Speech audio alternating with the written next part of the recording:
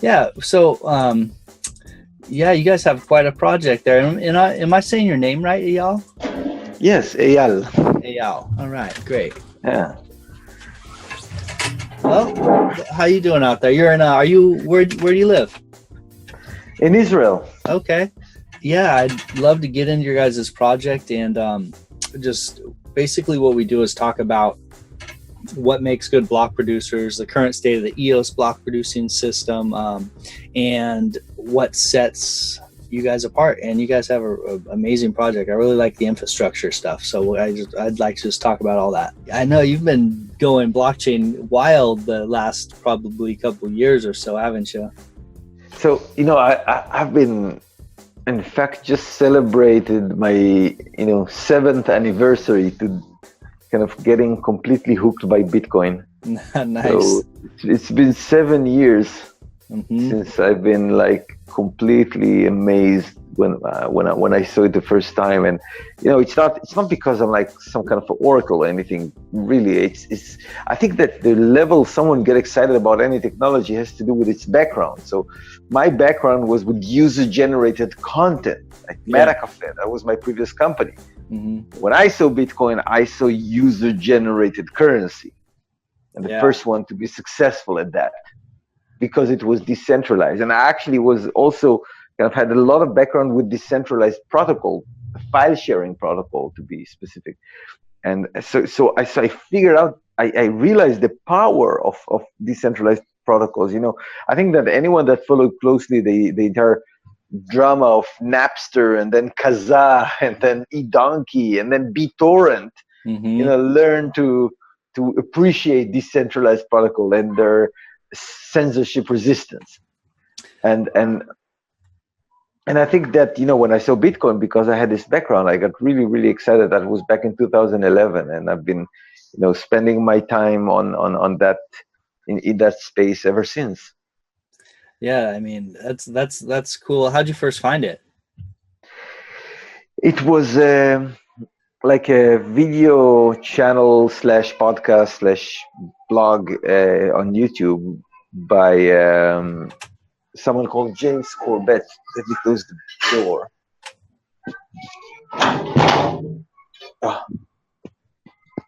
So it was a show by James Corbett that was a show about kind of conspiracies and stuff like that mostly. And there was like one episode about Bitcoin, like 1 hour long. It was May 29th, 2011. I remember the date. And I saw that, and it was like a guy that did a coast to coast trip using only Bitcoin back in 2011. My gosh, that's amazing. The Real Plateau is his name. He's been active on Twitter. And I heard about it, and I couldn't believe what I'm hearing, and I start researching it, and I send emails to everyone in my address book saying, this is amazing, you should just buy it. And that was a big mistake, because it was $8 and it climbed to 30 and then it crashed to $2. Oh wow. That was the first Bitcoin bubble back in the middle of 2011. From $30 to $2. And then Wired magazine came out with a big piece, a hit piece actually, the rise and fall of Bitcoin. They someone hoped it will just die, but it refused to. That's amazing. That story's played itself out now over and over quite a few times, hasn't it? Oh, it sure did. But for all timers, I mean, this is like a 96% fall in, or 93% fall in price. 60%, 80% for us is nothing. We've been through the 93% fall. Yeah, it's child's play, isn't it? Yeah. And survive to tell the tale. Yeah, it's amazing. Yeah, did you see any of this this coming with all the different coins in the oh yeah, but not this. I mean, from the beginning, me and the group of people that I'm working with, that we're still working together to this very day. We're the 4 founders of Bancor. We've seen a very clear we see in the future where there's going to be a lot of user-generated currencies. And in 2012, we build a platform for user-generated currency, which was not even the blockchain-based, because we want to experiment with how regular people, use a custom currency that was made for them. And we did it with local currency, because local currencies are like a big deal. There's a lot of them in the world, but there was no decent platform for that. So we said, let's build a platform, and we did that. And we started release currencies in 2013. The first one was for a moms group in Facebook, like a 30,000 moms group, young moms, and they used the currency to buy toys and clothes for themselves, for their kids, like jewelry for each other. And it was psychologically pegged to the dollar, to the shekel, to the local currency. So we just told them, imagine that it's like the shekel. And there was tens of millions of dollars of trade using that system back in 2013. But then we kind of we discovered, the first discovery was that it's pointless to let people create currencies if they don't have liquidity. Mm-hmm. So a currency without liquidity is like a local network that is not connected to the internet. Mm-hmm. Yes, it can be useful, great, but it's like a million times more useful if you can connect it to the internet and connect it to all the other local networks in the world, essentially. Yeah. Which is what liquidity is. Liquidity is the internet of value. It's the ability to move value between one currency to another. And you can look at every currency like a local network, mm-hmm. where you can move value freely within that currency. But if you want to move value between currencies, you need liquidity. And you wouldn't have liquidity for local currencies because no exchange will list them and no market maker will trade them. So we're like, okay, can we solve that? And that was like a very long journey. The answer was finally yes. But then we made another discovery. And yes was the Bancor protocol, which solves that problem, because Bancor protocol enables liquidity for any asset, no matter big or small, because it doesn't use the same system of exchanges. It uses a different system that uses smart contracts and automated market makers. And it works perfectly well in conjunction with the existing system. As you can see, there are 100 different tokens that you can buy and sell right now on Bancor.network that are also traded in exchanges. So, it works beautifully, just like different exchanges works with each other. But it's a very, very different system. It's a system that is where the market makers are not people, but smart contracts. And you don't need to match buyers and sellers. You can let them do that separately. So you can buy right now, and I can sell later. And when you buy, you will increase the price. When I sell, I will reduce the price. So it will end up in the same place, perhaps. But the idea is that we make the whole trading process asynchronous. You don't need buyer to match buyers and sellers.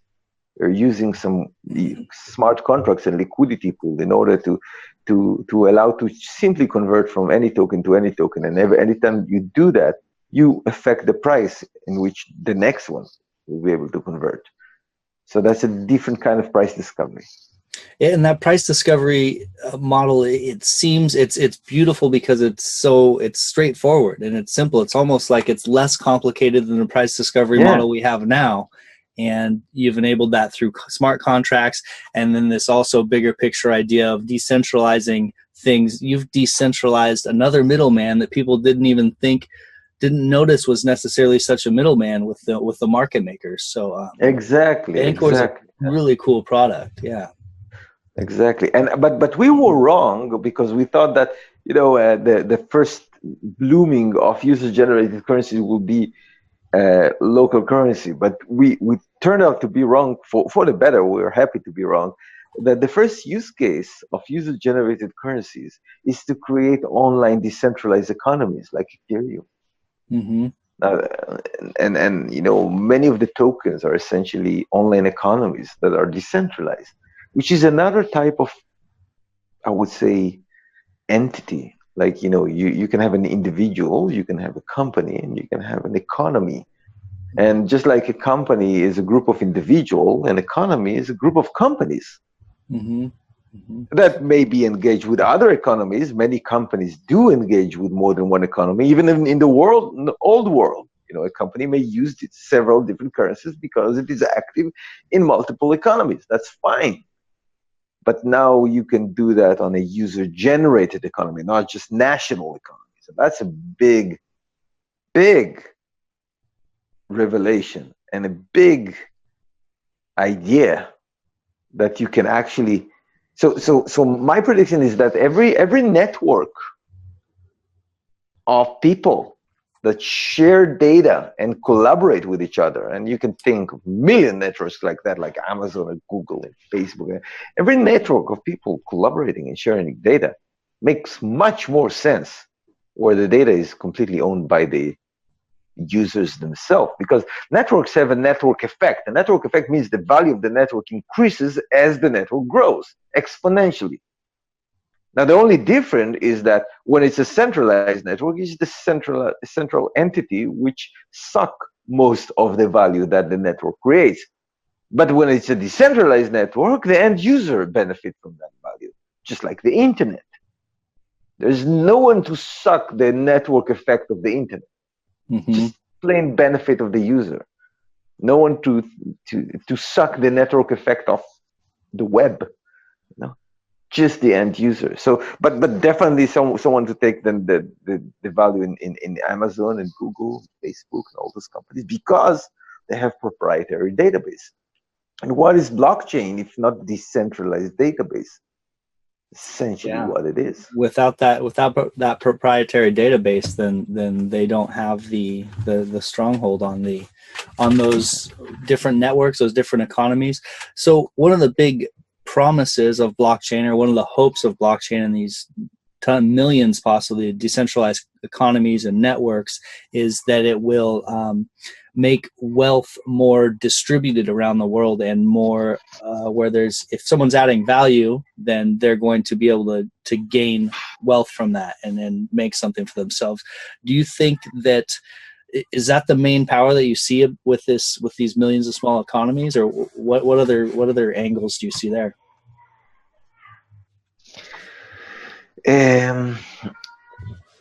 I think that there's something that many people believe, that the world will be better if everyone uses the same currency, like Bitcoin or something like that. I think this is very wrong. Just a second. I'll take your time. ברקת אני ברעיון. מה זה היסטריה? מה קרה?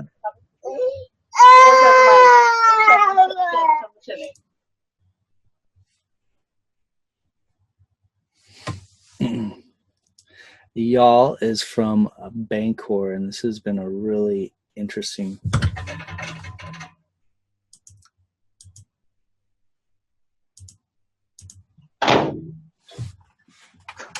She choked a little bit, but she's fine. Good. You're multitasking. You're saving lives and same time. Dear God. So I was saying that I think that the number one problem with capitalist system is that money have a tendency to accumulate. And it does because of something called the Pareto law. The Pareto law is saying that in any creative process that humans are engaged in, and that's true for any creative process, that any creative space that you would look at, you will see that a square root of the people produce half of the value. So if it's in a company that with 100 people, it means that 10 people produce half of the value of the company. If it's a company of 10,000 people, it means that 100 people are producing half of the value in a 10,000 people company. And you can, some know these laws like the 80-20 or something like that, but it's actually worse than 80. It's like the square root. The square root is producing half the value, and the reason that this is the reality, I mean, this is you can speculate about it, and you can say, sure, if someone is getting good at something, that he gets more opportunity, then he gets even better, then he gets even more opportunity, then gets even better, and there's like a lift off, a mooning process going there. While but luckily for us, there's many different domains where we can be creative. Like I'm trying to be creative with music as well. Yeah. So,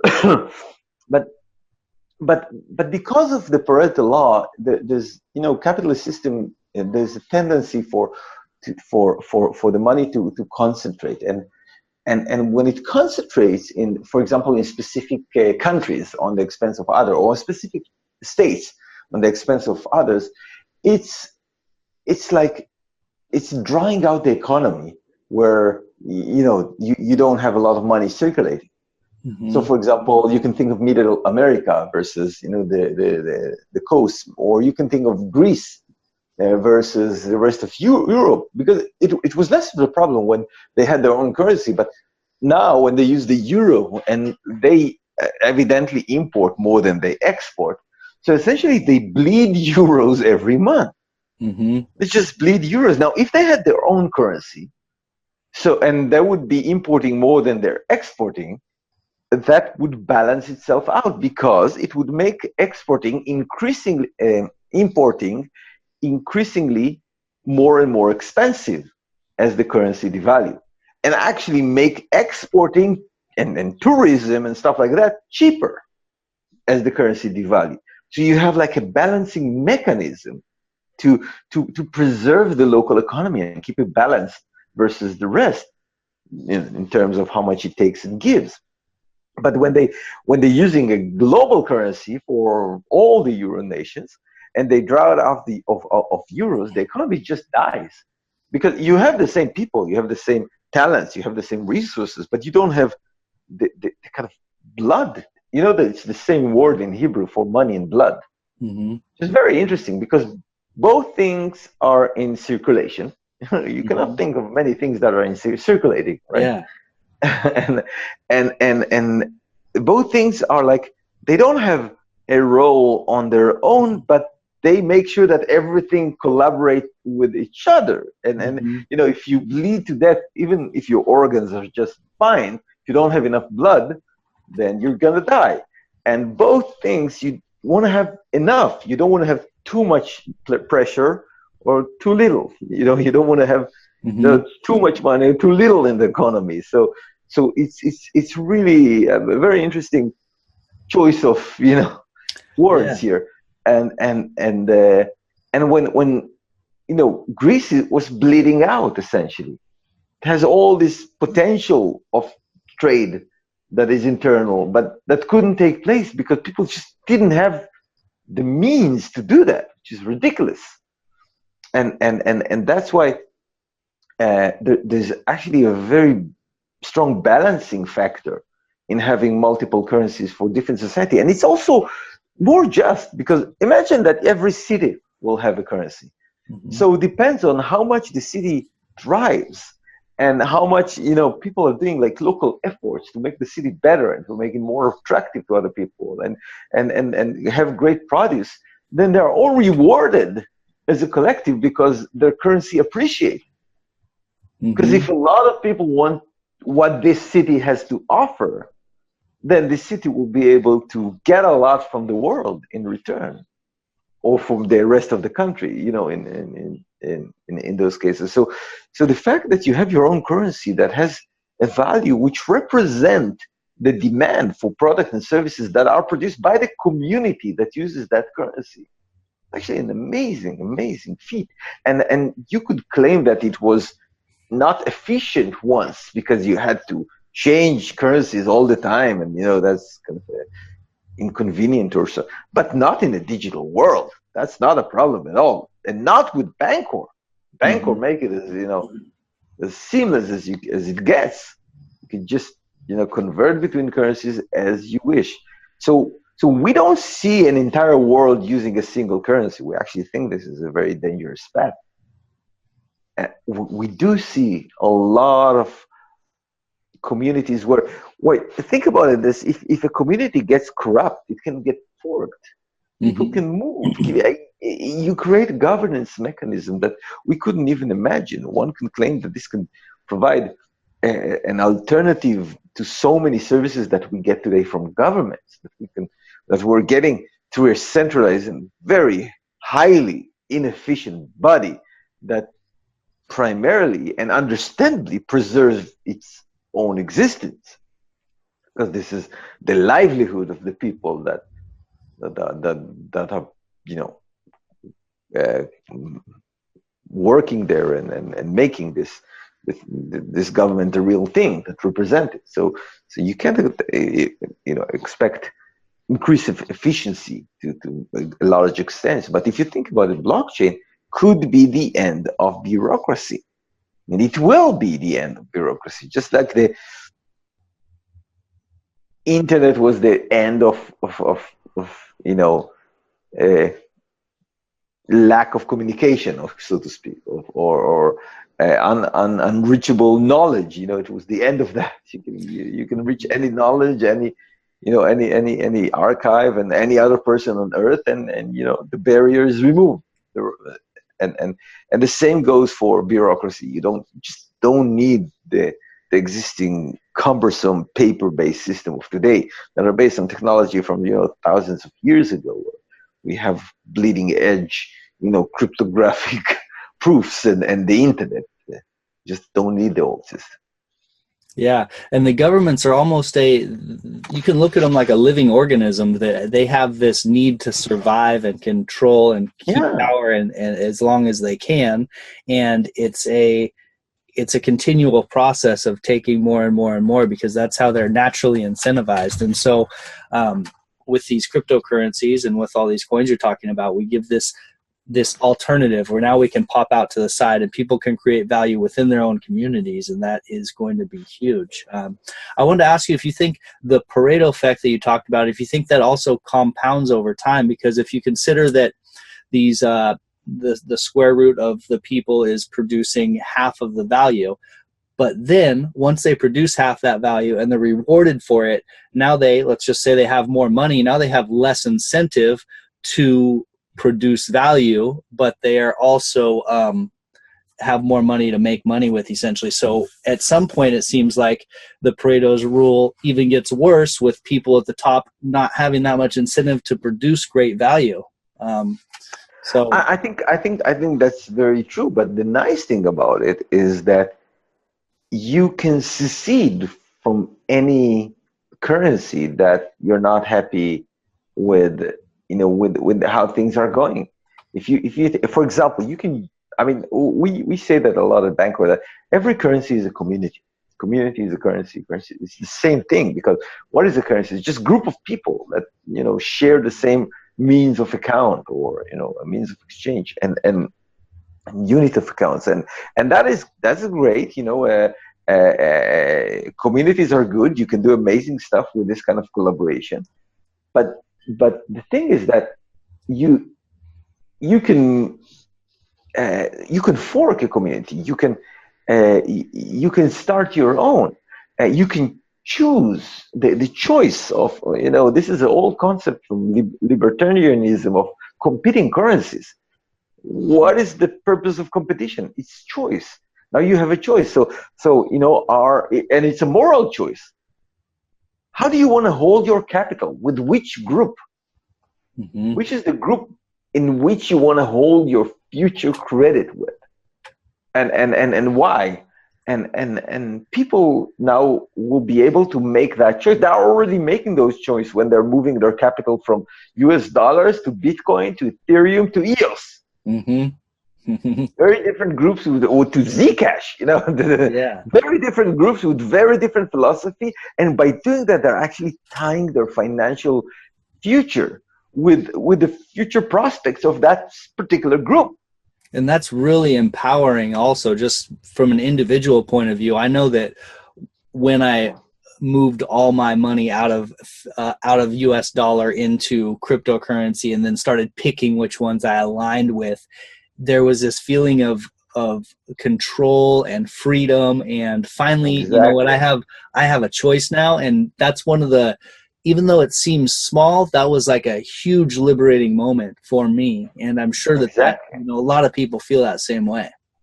I mean, not all of them, because some people in the crypto communities, they don't like any other coin by Bitcoin or any other coin by Bitcoin, but Bitcoin and Ethereum, or, you know, there are different classes, I would say. But yeah, I think that we should embrace everything that people are trying out, and encourage and hope that they will succeed, and help them succeed, and if they fail, learn from that something for the future, because this is a new kind of freedom. I mean, think about what the ability to just publish videos did to the human culture. When anyone can publish videos, I mean, think what it is. It's going to change human society forever and ever.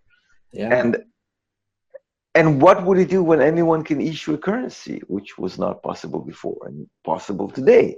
What would that do to human society? I mean, it would be unrecognizable in 10 years, if you ask me. But the idea is that it's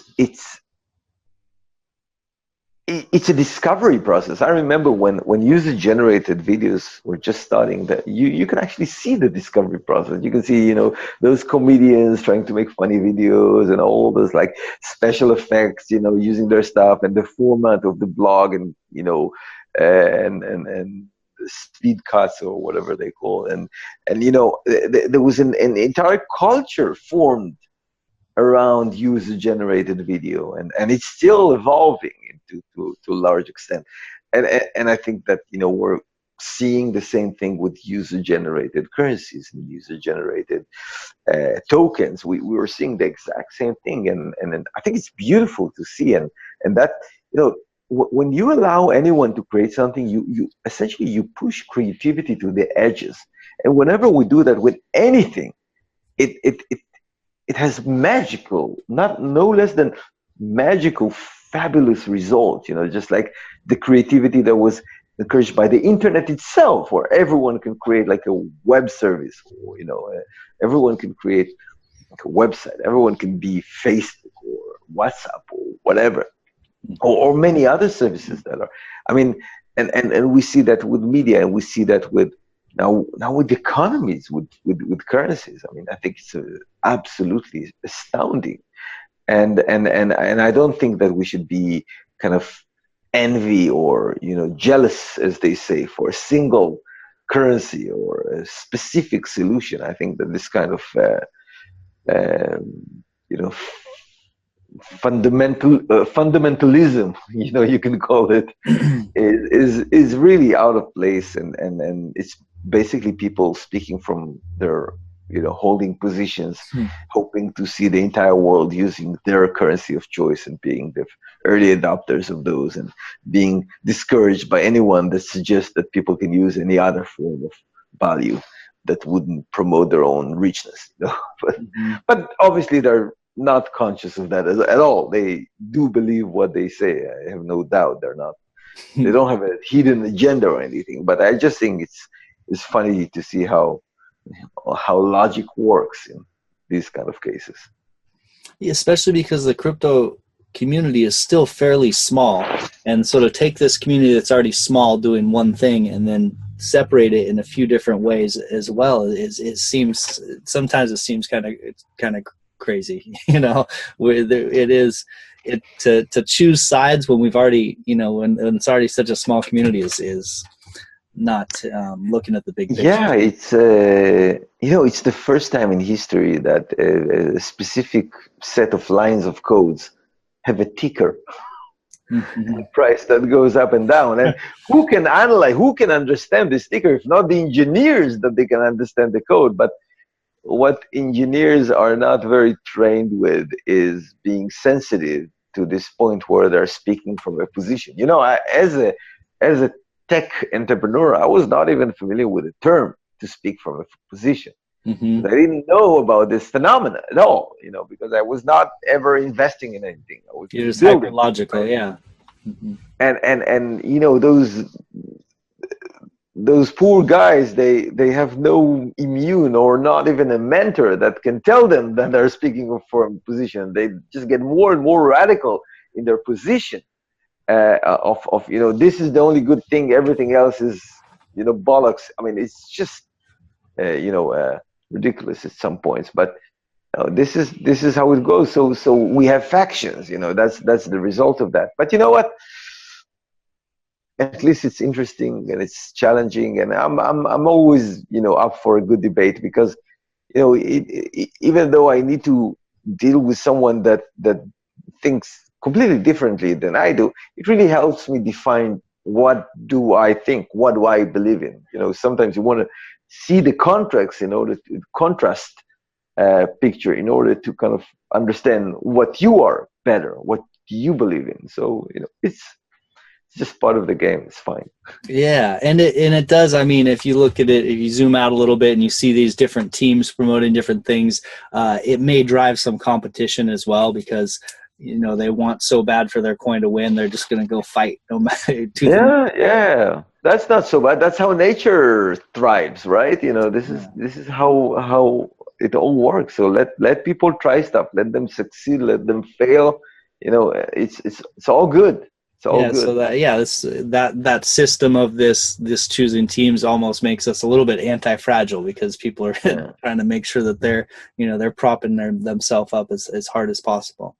And I think this is another thing that a lot of people have, like, how would I say, complicated relationship with money, and complicated relationship with people that have access to a lot of money. When someone is hearing a story about someone entrepreneur getting access to large sums of money, they can be upset by that. Absolutely. And so there's also that, and unfortunately, it's the money relationship. Yeah, the money relationship is a constant battle for a lot of people, and that's actually my name, Happy Money Man, came from my, like, maybe 5 years ago. I started really conceptualizing my views on money, and decided that through my life I wanted to put people, human relationships, like the quality and depth of what I'm doing in the world first. So I kind of encapsulated that with happiness, but basically some sort of bigger picture, and then money. And then, that's what how you become a full human being. So Happy Money Man is actually a thought out equation of my approach to money. So just touching. Yeah. I mean, it should be happy. I mean, because we always say that money is a technology. It's an instrument. It's a tool for human collaboration. It helps us collaborate with each other. It allows us to specialize. You can specialize and collaborate and add more value to each other. It's really helping us, work together. So it's an amazing invention. Everything we see around us was a result of a collaboration that was made through this technology, this tool we invented called money. Everything. So we should celebrate this, like we celebrate writing, and instead of celebrating it, a lot of people are hating it almost in some cases, and I think that what they hate is not money. What they hate is corruption. What they hate is monopolies. Yeah, those are bad things, because monopolies and corruption, they take away your choices, your freedom to choose. And I think that when you have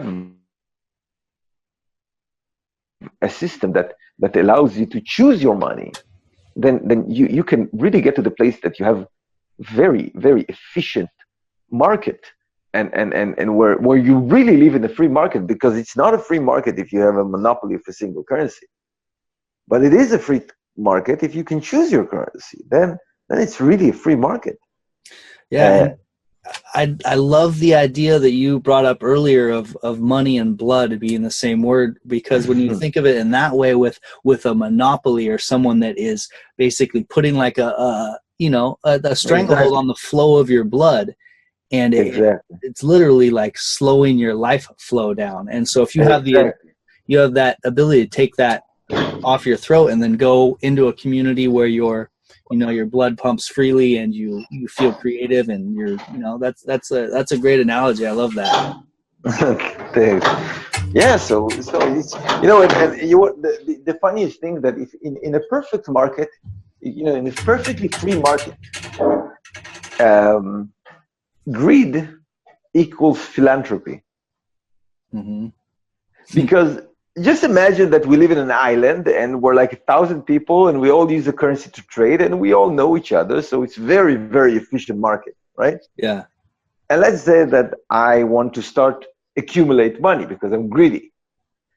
So, I do a lot of work and I sell and I think and I'm being creative and I build stuff that is useful for the other people in the island and they give me their money. Mm-hmm. But I never spend it because I want to have a lot of money. So if I don't spend it, what I actually did is I gave them a lot of things that they value, but I never took anything back. Yeah, I just held to the money. Yeah. That's a fun concept. I like that. So I'm saying people shouldn't hate money because the religious of if I'm saying my religious is money, it means that my religious is to do something that other people value enough that they would want to give me their money for it. So my religion is serving other people. Mm-hmm. Mm-hmm. Now again, if I'm not corrupt and if I'm not a monopoly, I mean, those are the things that we don't like. If people are lying or stealing or monopolizing, those are the bad things. It's not the money. And blockchain produces better money that is not easy to monopolize because it's user generated. You can fork it. You can do whatever you want. It's not easy to corrupt because it's freaking transparent. And it's definitely not easy to steal because every person is responsible for its own security.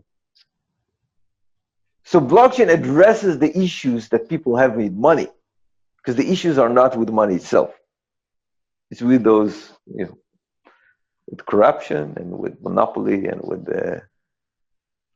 And so with blockchain enabling basically this different approach to money, this different approach to how we operate with each other, it's almost going to bring the global scale and the global economy down to more of a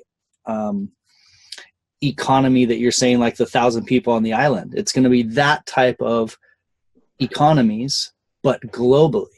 And it could bring upon an entirely different approach to how everyone interacts, and some sort of creative golden age almost is possible because it frees people from that need to approach money the way that we're doing it right now. I mean, it could be really, really big. And it allows choice in the individual level, and choice which is unlike democracy. With democracy, you enforce your choice on the majority, enforce their choice on the minority. That's how democracies work. Or should I say, that's the reason they don't. Yeah.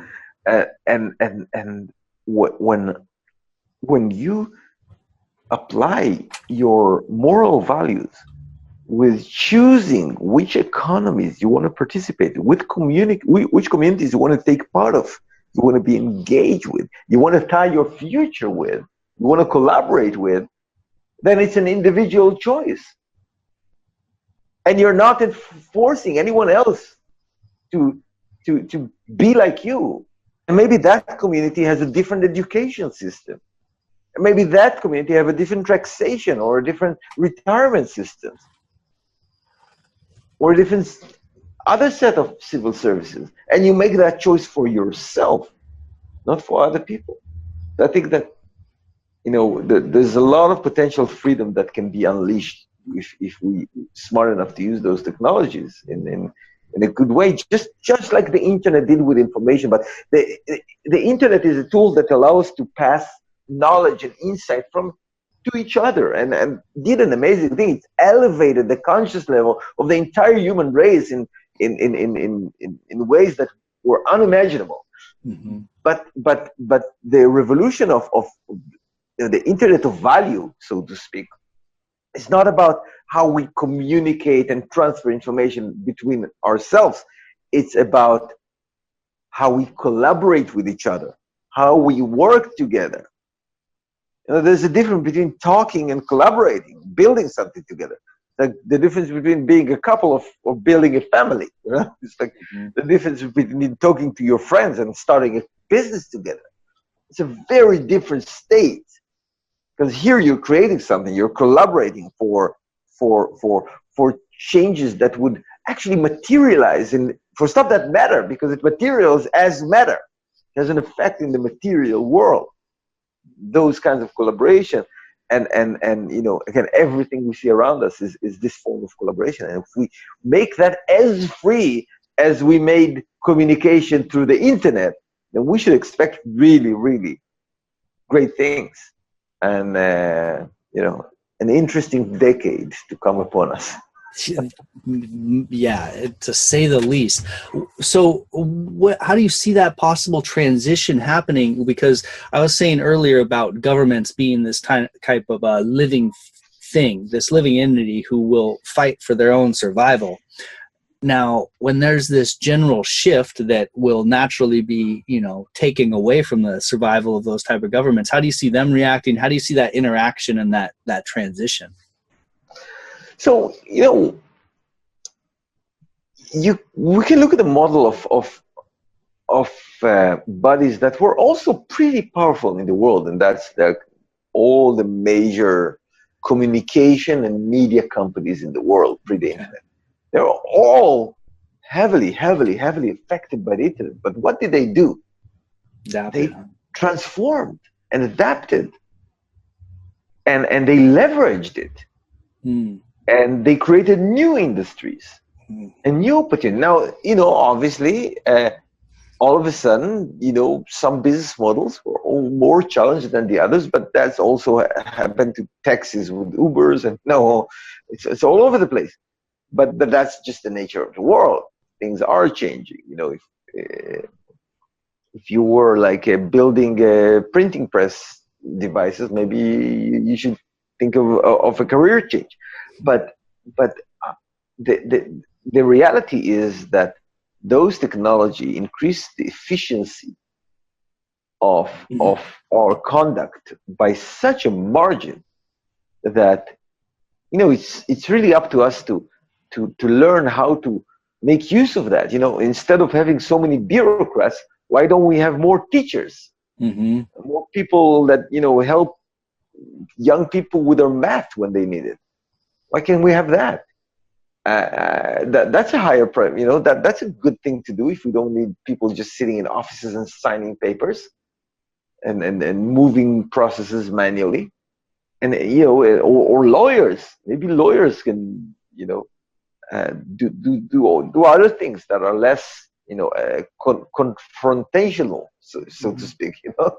Maybe they can become arbitrators or mediators, and help people resolve problems instead of spending trillions of dollars in fights and courts.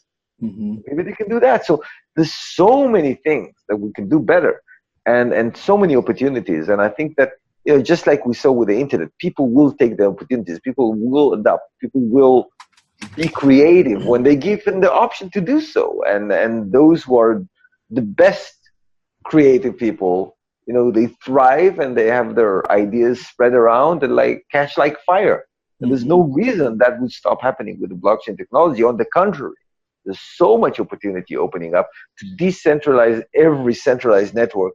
And because what's the result? That Mark Zuckerberg is going to the Congress and people come shooting into YouTube, and and retailers are bankrupt because of Amazon. What's the point?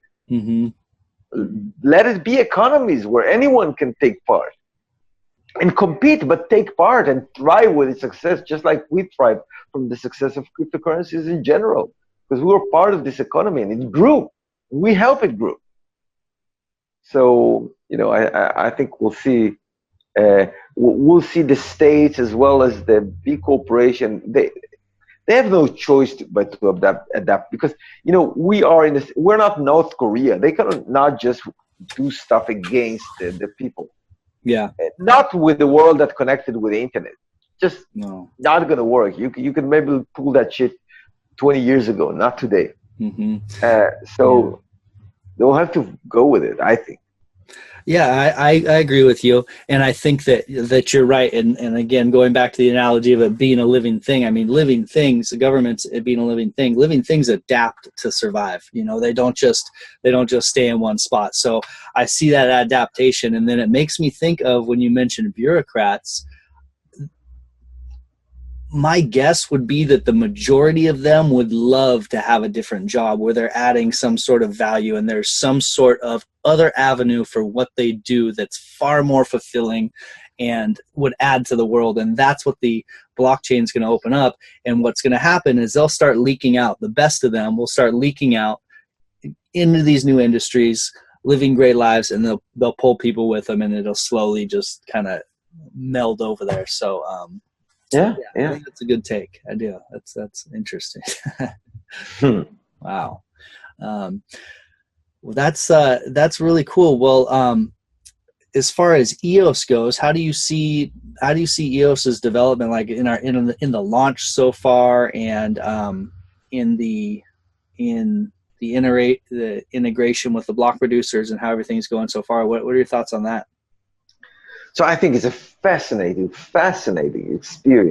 experiment with a whole different approach to blockchain, where the decentralization is not being determined by who gets to waste more computing power, but who is voted for, and that's very empowering for the community of token holders, of EOS holders.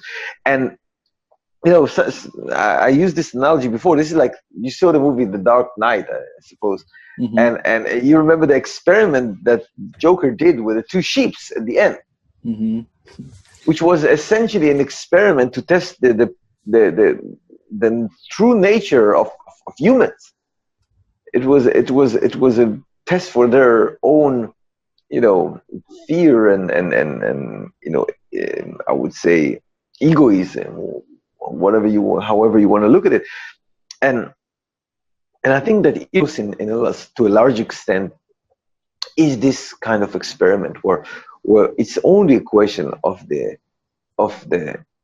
strength and power and the resilience of the community and their ability and willingness to engage in this process and cast their vote. Because if they're going to be active and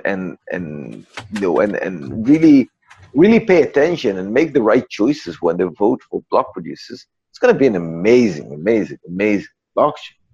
But if no one will care, it's going to be a failure. Now, Bitcoin and Ethereum models allows you not to care. Yeah.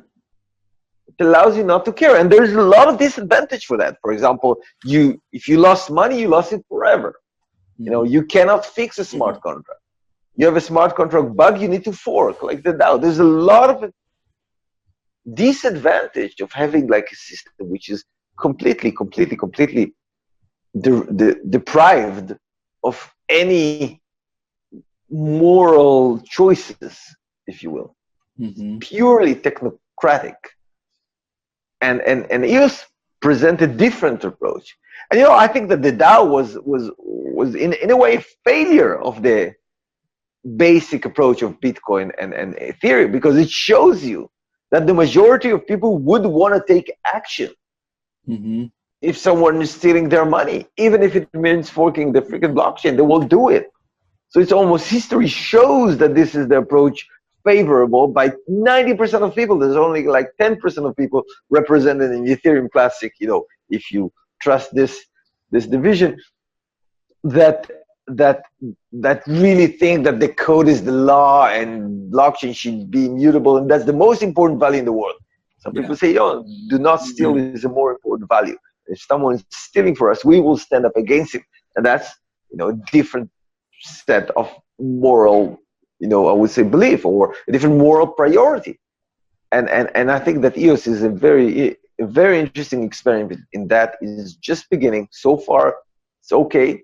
seems to work interestingly, well. And I would, I'm opening my eyes. I look at the people involved. There's, impressive set of people. This is the first kind of democratic blockchain. This is like, and because of that, it's got such a huge advantage that you can have like thousands of transactions per second, and you can have disputes, and you can recover stolen funds. There's so much more that people can do with trust if they extend themselves to that. If they're able to trust someone else, so much more we can do with that. I mean, a world where people don't trust each other is such an inefficient world. Think about it. You need the verification. I mean, you wouldn't do anything to anyone before he would give, his money to some escrow engine that you need to trust as well somehow. It's like a world with zero trust is very inefficient, and that's a very interesting experiment that I want to believe that it would work, but maybe that's a wishful thinking. But I want to believe that. Yeah, and I think you make a really good point that a lot of this rides on the interaction of the community, because if we're talking about maybe thousands or even millions of these communities across the globe eventually, EOS is just another one of those. And how involved is the community going to be? How much are they going to push it forward? How many people want to be a part of it? That's where the value is going to come from. So, I mean, aside from the protocol, the community, it's riding on the back of their approach to it, and so far it's a really strong community, and that's going to be something interesting to watch how things develop with that. Yeah, definitely. And you guys are a block producer as well. That's Liquid EOS, which is, I like the idea of, with your concept of how money moves, with the concept of blood and circulation and Liquid EOS and Bancor and the the underlying liquidity in the markets. It's pretty cool. By the way, it's also another interesting choice of words that money and blood in Hebrew is the same word, but all over the world we use liquidity to describe money. Liquid is something that blood is. Actual money is not actually liquid. It's pretty solid. Blood is liquid. Water is liquid. Money is not liquid, but we still use liquidity to describe money. In the context of money. That's one of my favorite facts that I learned today. I'm gonna take that one. That's great. That is great. So what do you think about the current block producers? What do you think sets different block producers apart? And if people are looking into making these important decisions, what do you think they should be looking at for block producer candidates? So, I think it's more important to see what block producers do than how do they look. I think it's important to track their decision and their actions and their involvement in the community and their contribution to the community. I think those are the most important thing, because just like those block producers is your representatives in the EOS community, and how would you want to be represented in the community? By what kind of people, but what kind of choices? And obviously it's good to look at the background and the people and the bodies and then the companies that are involved, and the foundation, like in our case, but that's not the important thing. That it's important to do. It's good to do that, but the important thing is to see what block producers do and follow that and make your choices based on that. Because if you think that some block producer is vouching for freezing funds that you think should not be frozen, then you might don't want to elect this block producer. And this is how you express your own morality by voting to those block producers that represent who you are the best. Yeah, this is a direct correlation to that thought that money is speech, and our EOS is our vote and our literally our speech about who we're supporting. Yeah, actually, I need to leave. I've just been noticed. Well, it was a wonderful talk with you, Eyal. Yeah, it was great talking to you. Really fun. Yeah, I really appreciate it, man, and I'd love to have you on again someday, and I will be in touch in the future, and thanks for all your good thoughts, man. I'm going to take a lot with me. This is my wife. Hey, nice to meet you. We're going out. Oh, okay, great. Well, have a great time, Eyal. It was great to meet you, man. You too. Cheers. Bye-bye. The money is not the prime asset in life. Time is, and your time is just Clap along if you feel like happiness is the truth. Because